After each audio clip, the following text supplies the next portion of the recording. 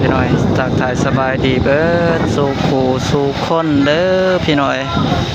วันนี้ก็ทางพี่น้องโอ้ใจเย็นนะ ทางนี้ก็ได้ปั่นตะขูดมะพร้าวพี่น้อยก็ยังบ่แล้วเทื่อทำสมัยก็ได้เปลี่ยนกันหรือว่าพันกันทำสมัยแต่กระทั่งนั้นเป็นผู้คันเอาน้ำมะพร้าวพี่น้อย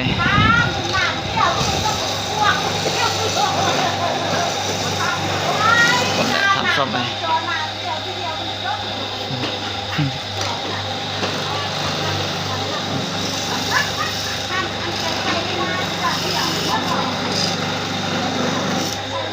ขูดมะพร้าวยังบ่แล้วเทื่อทำสมัย